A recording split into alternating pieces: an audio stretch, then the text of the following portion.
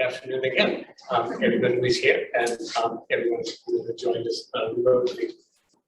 So let's get to our agenda very quickly. There are some important items that we need to discuss. The very first one is the MPO support for public transportation asset condition, followed by our public trans safety targets. And so we have a presentation from Annette regarding that. So let's talk about that and then we'll open for discussion.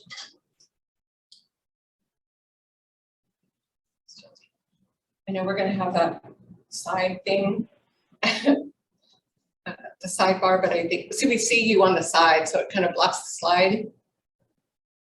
I don't know if I can start as she went. She hears us though. Okay. All right, so for the next few minutes, we're going to discuss 3 sets of performance targets that we set for the region, the Waco region each year. So just follow, so if you'll focus on that bottom input box of the feedback graphic, that's the systems operations. So analysis of how well we've met these targets or not met these targets over time, then helps us inform the advancement of regional transportation vision. So that's the input box at the top of the feedback loop. And then also the development of mobility improvement strategies, which is the second input box, to help us reach goals to achieve that regional vision. So the MPO is going to be setting its regional vision and goals through that strategic planning process that will be underway soon. So you can see how all this is feeding back. And then all of those efforts will help the MPO prepare to develop the next long-range transportation plan. So go ahead, thanks.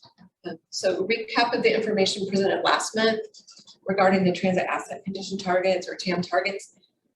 Transit providers assess the condition of their vehicles and facilities relative to the Federal Transit Administration definition of state of good repair. And the SGR is the condition in which a capital asset is able to operate at a full level of performance, recognizing that as assets age, their level of performance declines. So the process of setting these targets and then assessing their progress gives transit providers a snapshot of the health of their assets on an annual basis and then also throughout their life cycles. And that helps the local decision makers plan future investments at appropriate times, especially using federal dollars. So go ahead, Chelsea. During the last fiscal year, Waco MPO supported Waco Transit's TAM targets for calendar year 2021. And in doing so, the MPO agreed to select a mix of projects that help Waco Transit achieve their condition targets. And this is reflected in the MPO's 2045 FTP and the current TIP. So last September, the Waco City Council accepted Waco Trans TAM targets for calendar year 2022. And that's the 4th column, which where it says 2022 target. And then as we discussed last month, Waco Transit would have to replace 17 vehicles to reach its 2022 target. But it's just a target. Their current fleet is still safe and the vehicles don't have to be replaced immediately. We just go through this exercise to make sure that local decision makers can act in plenty of time. Okay, go ahead, Chelsea. Thanks. So we went through, since we saw you last month, we went through a public input process, and we held a comment period from January 24th to February 2nd, and we conducted a public meeting on January 24th. And we didn't receive any formal comments. So where we are today is the technical advisory committee recommendation, and then we'll have a public hearing next Thursday at the policy board meeting. Then there's the policy board is poised to act on the 17th. So go ahead. So the MPO recommendation to the board today is, or to the committee today is that you support Waco Transit's 2022 transportation asset targets. I mean, you have options, we can support them, or we can consider adoption of different targets. And we would have to think about that next month. But our recommendation is that we go ahead and support Waco Transit's 2022 TAM targets.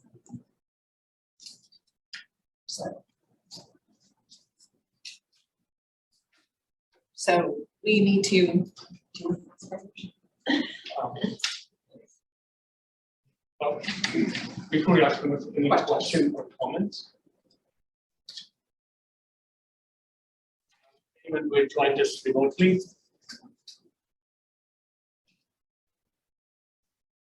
In that case, we are open for a motion to support the safety targets as they are stated. The motion is made by Beatrice Morton and second. Second by Amy. All in favor, say aye. Aye. Aye. So the motion passes unanimously.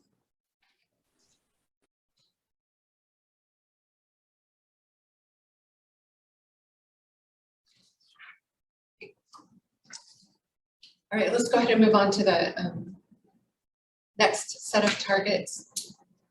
And we go back to the feedback loop one more time. So it's back to where we're looking at systems, operations. And so we, down there in that box, I know it's partially hidden, but we have the TAM targets.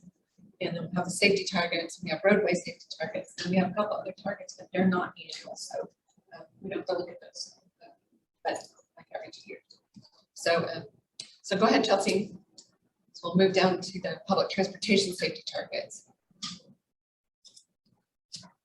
So last month we reminded you that the FAST Act requires transit agencies to identify baseline safety metrics and performance targets in a plan referred to as the PTAS, or the Public Transportation Agency Safety Plan.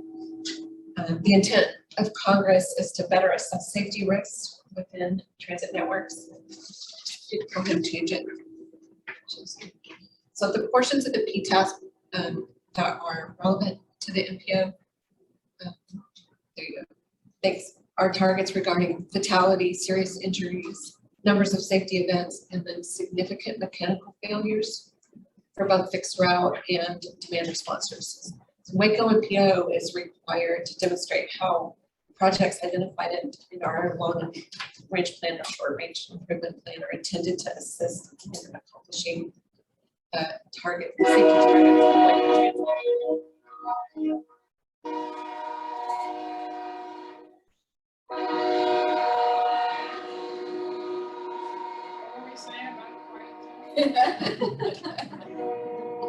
Right. So again, last September, the Waco City Council. Can you pause? We can't hear anything beyond the train. All right. We'll just take a breather. Yeah. There maybe should be one more. Sure. Yeah. Yeah. Can you hear us now? Okay. Yes. So again, last September, the Waco City Council accepted Waco Transit's safety plan and their targets for 2022. So those targets are identical to those that were adopted for 2021 because at the time FDA had not released updated data to conduct an assessment. But using the same targets isn't problematic because Waco Transit is maintaining very low numbers of injuries and fatalities. And we know the mechanical failure rate will improve with vehicle replacement. So we're okay right now, and there's no, there's no downside. I mean, you don't get penalized and you don't get rewarded for targets. It's just set them and analyze them, which helps you then with your plans.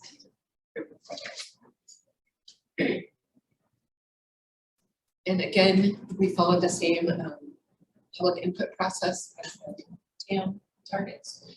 And we didn't receive any comments on these targets as well. So the policy board will will hear whatever technical advisory says for them today. They will hear that recommendation and then possibly take action next Thursday as well. So.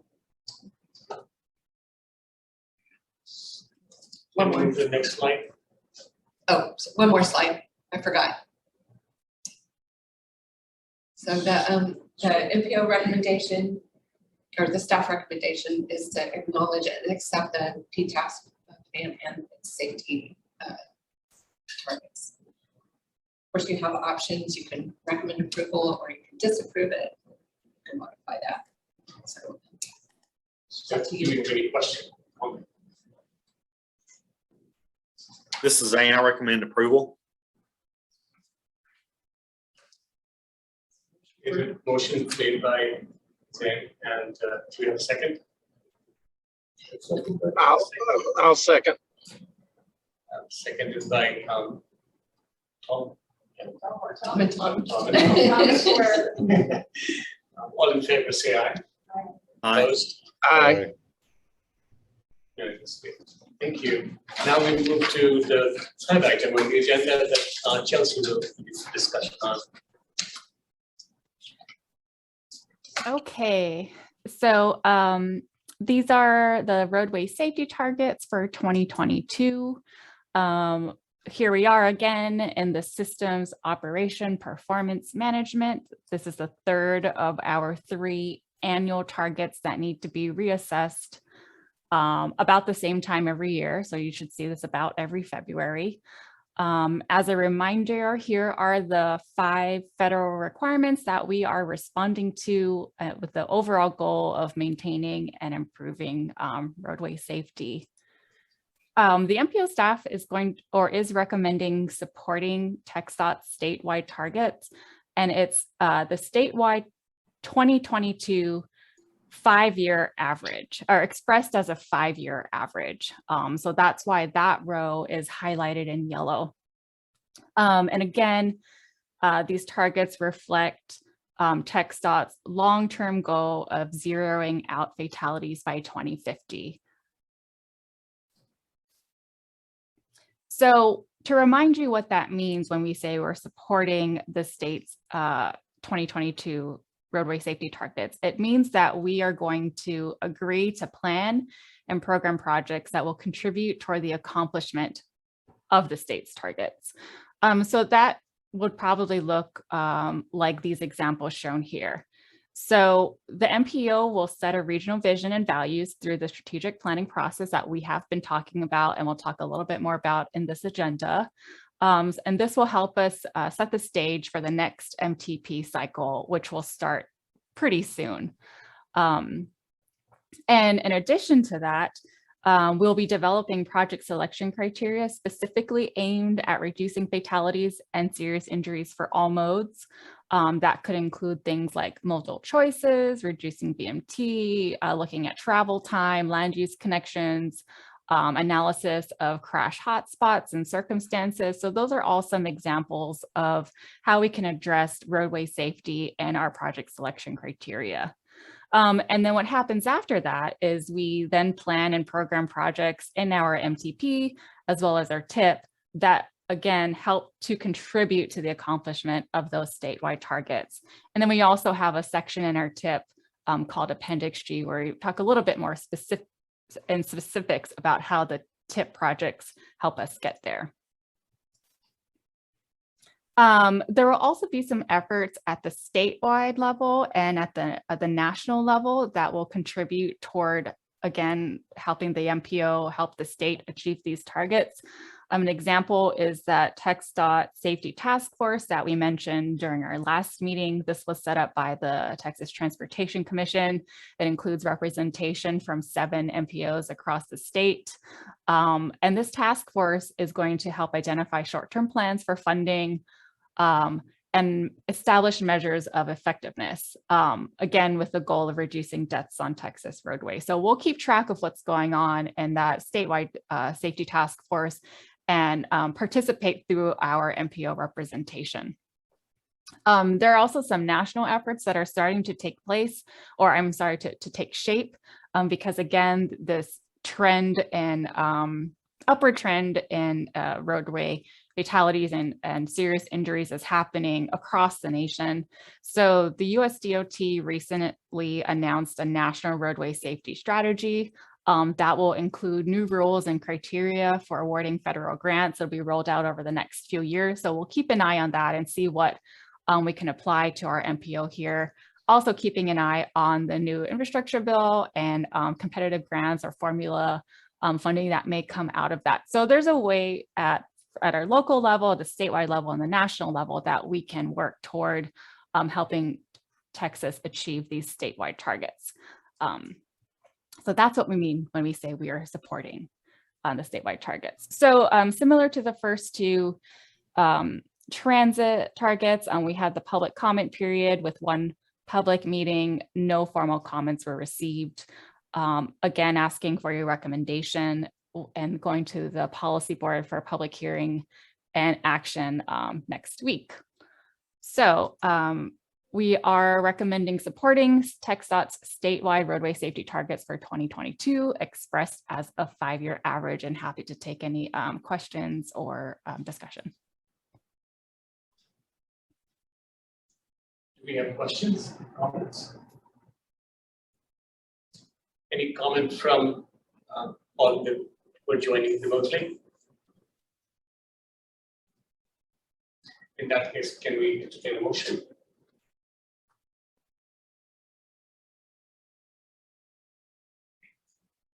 I move we adopt these recommendations. Second. Motion was made by Amy, seconded by Jason. All in favor, say aye. Aye. Aye. So for all three of them, just to recap, we'll present to the policy board that our recommendation is to support the targets, and the technical advisory committee also unanimously supports it. So let's move to the next item, which is the proposed technical advisory committee bylaws. I wanted to give you some updates regarding this. We got quite a few comments, and we have incorporated them and sent the draft back. If you still have some comments, we still have time, so please to bring it up. One of the important things that we do need to consider is brought to our attention yesterday, that there was this understanding that TxDOT needed to have more input at the technical advisory, not just the membership. Formulation, we had at least one person as voting member and all other representatives as the ex officio member. So if there is any thought for us to consider, open to it. So one of the things that I did want to bring up while we have any discussion item is, Chelsea, go to the next slide. The Technical Advisory Committee is defined largely as a group of practitioners who are city planners, engineers that review projects for the TIP and MTP and make recommendations to the policy board. And this is one of the things where we want the Technical Advisory Committee to let you toward. If this is the definition of the guideline that we would like to stay with. Similarly, Federal Highway Administration mentions and points there that they also recommend specific strategy or projects to the MPO policy board, and they also provide technical analysis. Now, for one of the items that we will be moving forward to is to reconsider some of our project selection criteria based on the new guidelines that are being issued through the IIJA infrastructure bill. And as we go through the process, we will rely on the technical advisory committee's tax expertise quite. So that's where we stand at this point in time. We have given a timeline to the policy board. I do not recall exactly the date, but at the next meeting, they will possibly have a discussion on it, and then we present hopefully a final copy to them at the March meeting. So any comment or question or thoughts to consider?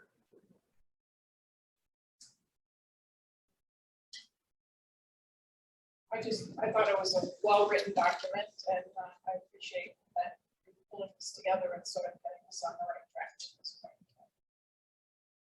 point. Thank you. And one of the items that I should mention that came out, which we thought was a really good idea to add one more member to represent the utilities. Because for most of the projects, it is important to consider upfront itself so that we can get that. So we have made that change in the contract.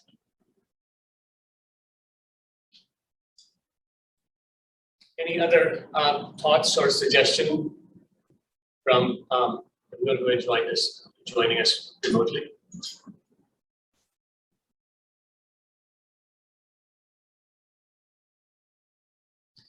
If not, then we can move to the next item, which is number 5, and that is the strategic planning update. So so far we have So far we have of the 5 members we recommended, we have had nominations for 4 names so far. And we still have time, and also the policy board can choose to nominate someone during their meeting also. But so far we have 4 people.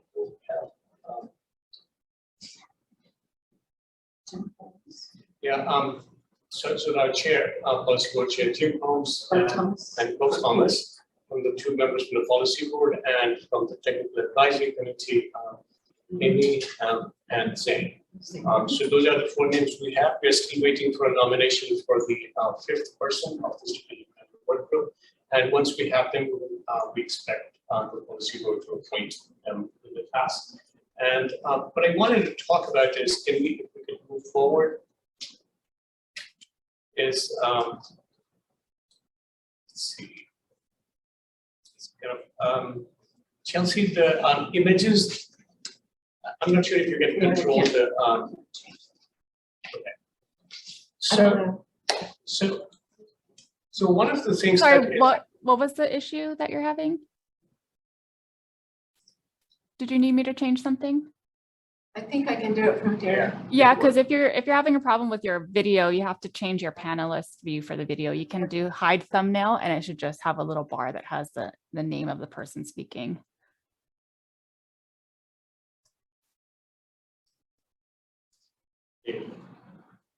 Okay, great. So one of the things that I wanted to get us started with for the strategic planning work group, before I get into this, I wanted to mention that as we make progress with the strategic planning work group, we will do monthly reporting to the TAC as well as planning board about how we're making progress, what we're considering currently, and how we plan to move forward. So to put together a broad framework for how we see our strategic planning work group work is, this is roughly how we are set up. So Waco MPO is directed by 2 sets of concerns. One comes from policy board, and their responsibility is largely to ensure that we have a regional vision that we follow, which directs us into our work. And then we have textile and federal climate administration who hold us accountable for all the goals and the standards that are set for federal and statewide policies. Until recently, what we have been doing is largely thinking about MPO through a road-centric perspective. So our goal quite often is that we think of traffic largely as single occupancy vehicle based idea. And what we do is that we put several bucket list of projects together, and then we try to whittle it down into a smaller bucket. That's what we have been doing.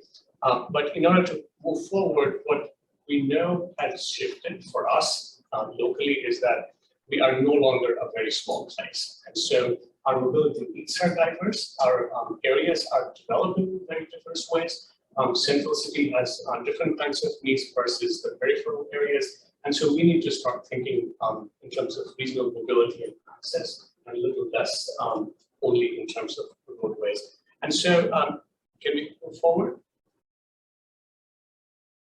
And so that's the goal that policy board needs to consider and contemplate as we move forward, that we need to be thinking more about mobility and access rather than transportation alone. And it is also important that we have a regional vision that directs us in our work. And at the same time, we also, as I mentioned earlier, that we typically compete for a limited projects. That's what we do it. But in order to contemplate regional vision and putting together a regional plan to achieve that vision, it is important that we think more cooperatively than competitively, and we also need to simply recognize that constraints are placed by the state and the federal codes. Next. So from TxDOT's point of view, one of the most important things that TxDOT does is that make sure that all of the projects that we that move forward, they're fiscally constrained and also they're prioritized accordingly. And they are very reflective of the state and the national priorities, as well as they hold us accountable for all the goals, and also simultaneously making sure that the mandates for the NPO are something that we stay true to. So for the strategic planning process, let's move on. What is important from the Waco MPO's point of view is that we need to now start thinking about that our job is to deliver a regional plan in which performance measures need to be reflected adequately about how we're measuring them, how do they go back into the regional planning vision, so that the earlier two slides that Annette had about the entire feedback loop, the overall planning process, that is an ongoing continuous process rather than a static model of choosing from several projects. Strategic planning work group then is supposed to help Waco MPO sort of get into this mode so that we can start not only preparing for the TMA and the new infrastructure bill, but actually engage into that continuous planning process. Next. So some broad parameters for this work group. So we expect them to last from March 10th through June 16th. We will meet every 2 weeks with the NPO staff and we'll monthly progress report to the planning board and the TAC. And our goal is to draft a 5-year strategic plan that we will present to the planning board in July with the expectation they'll adopt that plan, that strategic plan. It's not, as I've mentioned several times, that strategic planning process sometimes takes voluminous amount of 200-300 pages long. This is going to be a strategic planning, small s, in which we set our targets fairly clearly and have very broad outline steps that we must take so that we have a documented way of holding ourselves accountable. And very last thing, that all the draft document that we produce will share it with the TAC and the planning board as they produce them. So let's move to the next.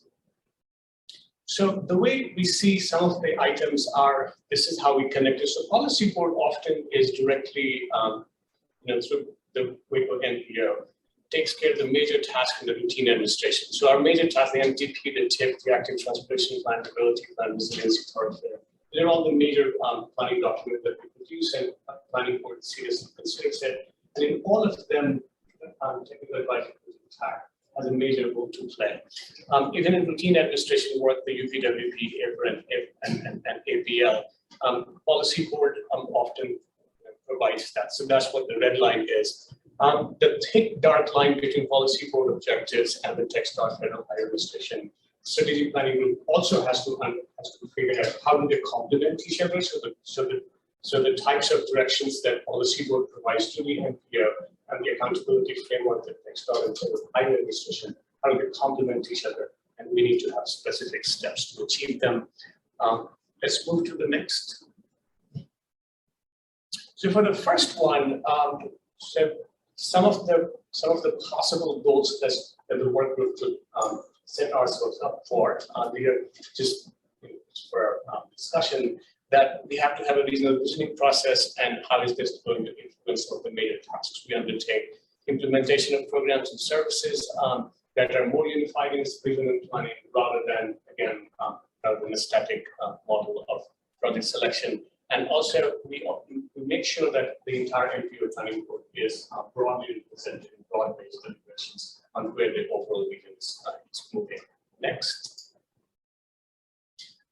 This is a little more relevant for the relationship that TxDOT has in the routine administration and also the major tasks. And in this case, it's an organizational structure that we have with the NPO, including last year we did some staff level analysis that ETI did for us, and it gives us a very clear notion of, for instance, if we were to become a TMA, what is the staff level we're going to need to be able to adequately meet all the demands of the new TMA staff. So in the work group, we will seriously consider go back to the staffing matrix and make sure we have some recommendations for what is appropriate, and also making sure that MPO has the necessary expertise to be able to support the member governments. In the similar vein, next slide, please. One of the things that Waco MPO has not done so far, which is fairly routine practice for a lot of MPOs, is to make sure that it has relationships with outside agencies that also help support the regional planning work that MPO is supposed to deliver. And so regional planning will also spend some time trying to figure if there are some of the mutually beneficial working relationships that we can establish, which ones do we need to pursue immediately, and the ones that we need to put on long-term plan. And so these are some ideas on how we might proceed with the strategic planning work group. And so we're open for any discussion or thoughts as we move forward in this strategic planning process. Can you give me an example of an agency that we would want to have a working relationship with? Consider? So one of the items that is coming up quite a bit is, so recently we saw an email, and Chelsea may have paid more attention to it, about bike and pedestrian facilities. And so right now we do have a bike and ped advisory committee, and we do work very closely with them, but we might want to consider some other agencies. So for instance, Eric is here, and which is very exciting because obviously sustainability directly deals with mobility and access concerns. Similarly, if there are social justice groups that are active within the area, we need to be communicating with them. We also need to, sometimes there are economic development entities that often work closely with MPOs so that if they are considering any project that needs to be brought forward in our discussion or selection, so we need to develop those relationships as well. Those are some of the examples. MPOs typically end up, so again, MPOs have such varied amount of structures, so some of them are very large in terms of work they do, and some of them tend to be very small. We are getting to that mid-size status whereby we need to start doing more than what we have been doing so far. And so those are some of the examples. I would think that in the regional visioning process, some of the foundations that have already done some work in the regional visioning activities, I believe 10 years ago or so, I think there was a regional visioning process that was undertaken. And so we probably have to revisit and see how much progress they make. Maybe we can invite them to come and give us a status report where we are. So those are some of the examples. Any other thoughts or questions? Comments? Anything from people who have joined us remotely?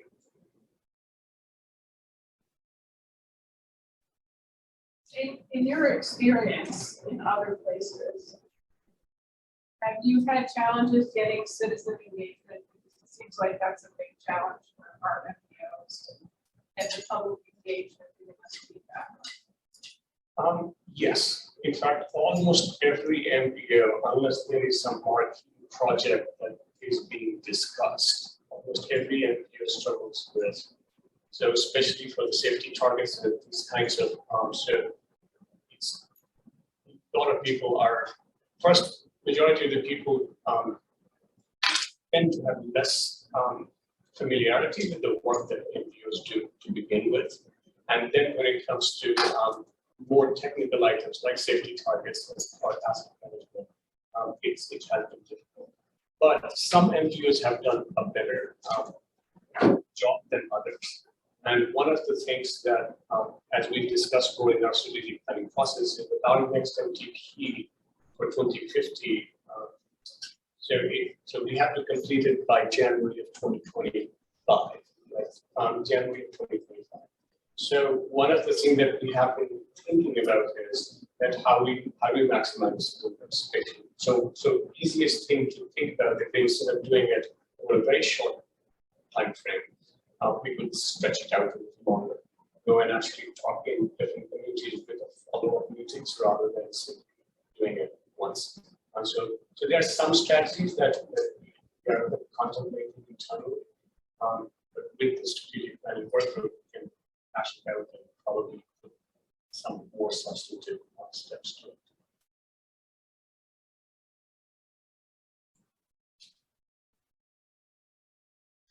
Any other thoughts or questions?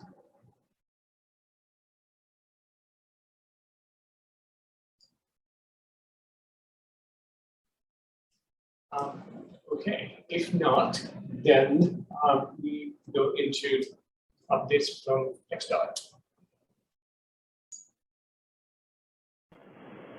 All right, can you hear me okay? Yes. All right, you can move to the first slide. Okay, our Waco ADA project, primarily working on signal foundations on the west end of the job. On the east end, working on sidewalk and curb ramps where we can, along with installing conduit and signal boxes. Again, we're still on target for a fall to late 2022 completion on that project. FM 185 widening between 317 and 938 in Crawford. Continuing to work on drainage structures primarily, actually nearing wrapping those up. Now that the weather is hopefully kind of changed for the better, we'll be starting our shoulder widening and paving operations and really expect this project to pick up and should still finish by the end of the summer of this year. Our State Highway 31 overpass project, again, this is Weber, so same contractor as the interstate. They're continuing with embankment operations. They've been working on drill shafts and columns for the new overpass there at 939. And then they expect to set beams and start deck work later this month and into March. Additionally, they've started with the roadway work in the intersection itself, along with the new ramps to 31, and they expect to start paving in the next month or so. State Highway 6 Mall to Mall. Again, another Weber project that we were really kicked into high gear this week. We shut down the U-turns at Beverly last week to start constructing the new frontage roads over the railroad tracks there. We expect that closure to last 6 to 8 months approximately. And again, that's primarily between industrial and Bagby is where that work will take place. And then along with that, we've continued working on the new U-turn bridges at the Bagby intersection. We expect to have beams set, if not by the end of this month, the first part of March. And then hopefully in the next 2 to 3 months, have those U-turns opened up at the Bagby intersection. And again, here's just a visual showing the limits of construction in our first phase. Everything shown in red is what's being constructed currently. So there you can see the U-turn closures, and again, those limits from industrial back towards Beverly. The Interstate Project 4B. Right now, still targeting a completion date by the end of this year. Right now, I'm not seeing anything that's impacting that. Again, we're right at $320 million spent out to date, so continuing to make good progress there. Moving into our drone photos. These are a couple of months old, so quite a bit has changed since they were taken, but again, this is the south end of the project. You can see the majority of the frontage road paving is complete. There's a small leave out between the new pavement and existing at the south end of the job that should be placed over the next few weeks. Additionally, crews will be working on the southbound frontage road to tie in the new frontage road pavement to the U-turn there at 17th Street, along with getting that right turn restored in the next few weeks, hopefully. This is, again, directly overhead, 11th 12th Street intersection. So again, you can see just how much this intersection has changed. Everything's been brought down to grade. We've got a bond breaker placed. Expect to have concrete pavement hitting the ground at sometime this spring. And then same intersection again, just looking back to the south where you can really see how that new intersection is going to take shape. Looking to the north, again, you can see a lot of the preparations going on for paving the northbound main lanes. That work, again, will take place over the next few weeks. Weber will actually have a second paving crew coming in, so should see a lot of pavement hitting the ground, both on the main lanes and the frontage roads.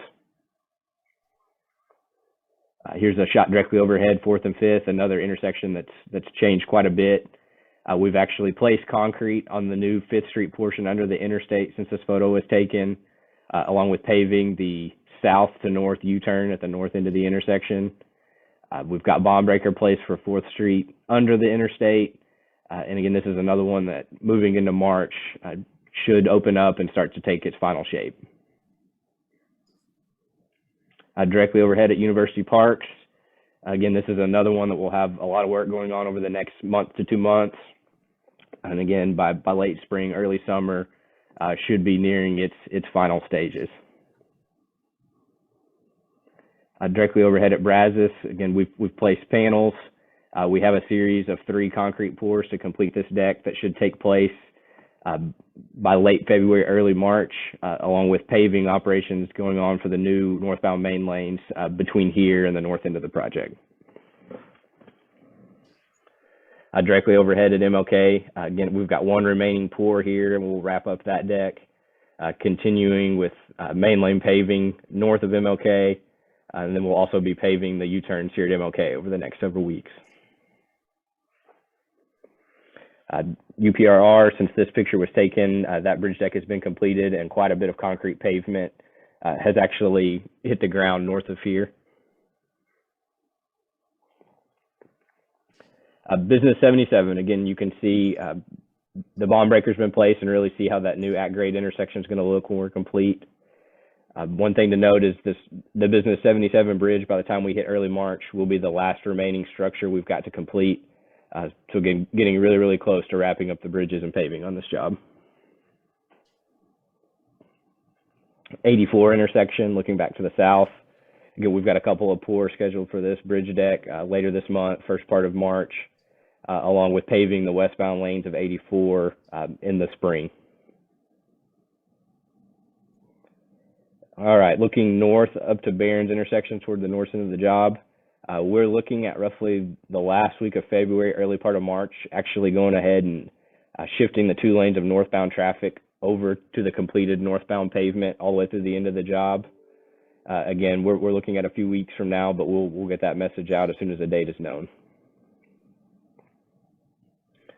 Directly overhead at Barron's, this is another intersection that's getting very close to completion. There's a little bit of work to do at a side street tie-in on the east side, and then a little bit of paving, and this one will be near completion this spring. Then up at the very north end of the job, you can see we've got 1 remaining leave out where we had to work around a temporary exit ramp to 340. That should be paved over the next couple of weeks, and then that's the last remaining piece needed to get traffic switched over across Centerline. So with that, I'll open it up. Any questions or comments on any of the projects?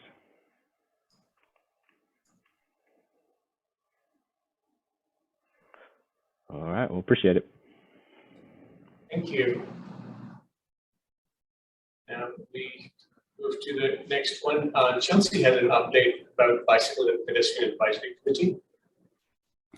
Okay, so I am on the TxDOT Bicycle and Pedestrian Advisory Committee. It is a committee that reports to the Texas Transportation Commission.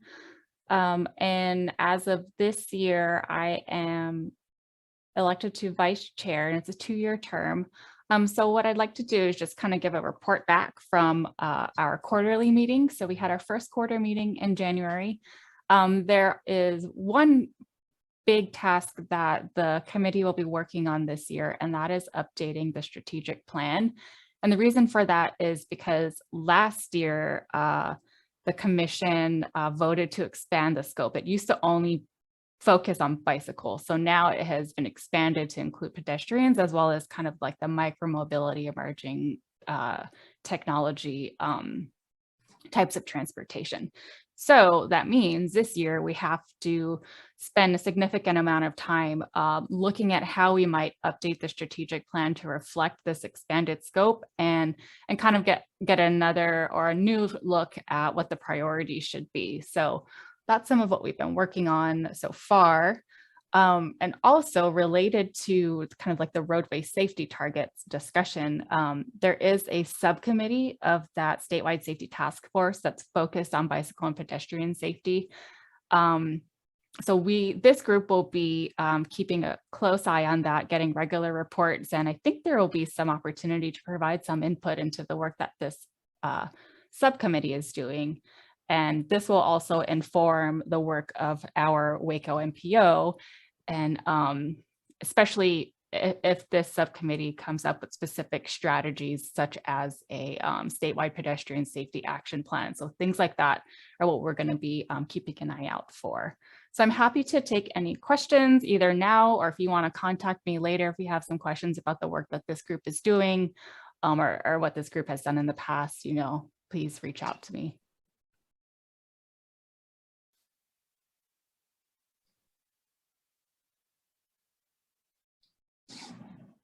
Any questions from anyone who has joined us remotely?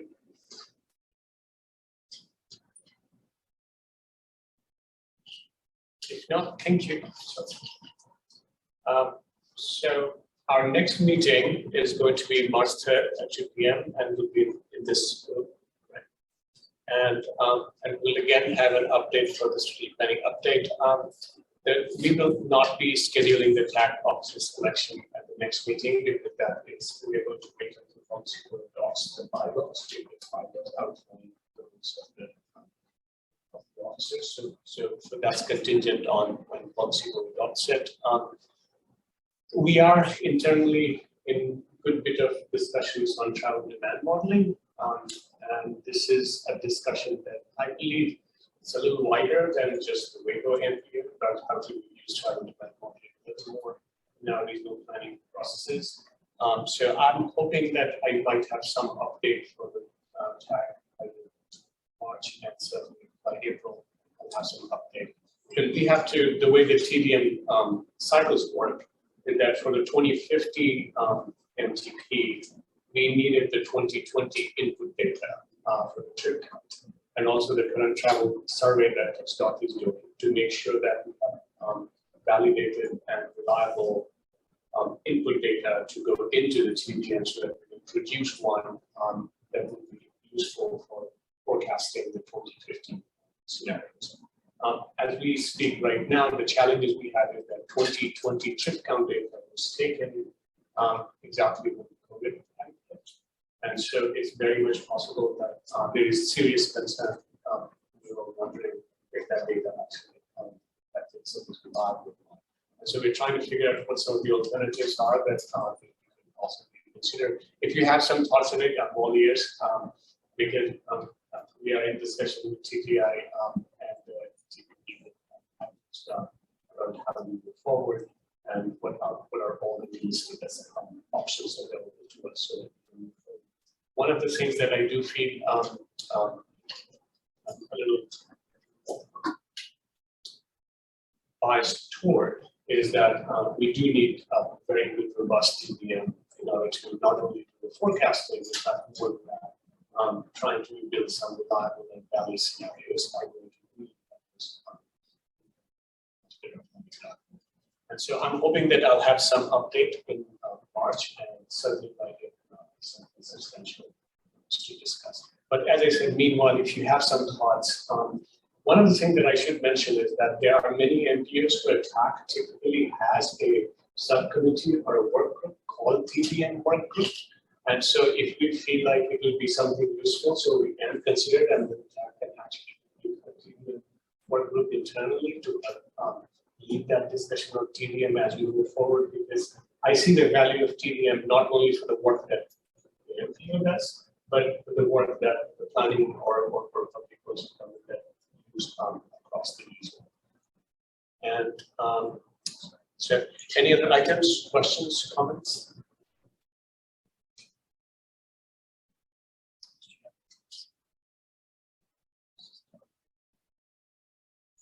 So if not, then thank you very much.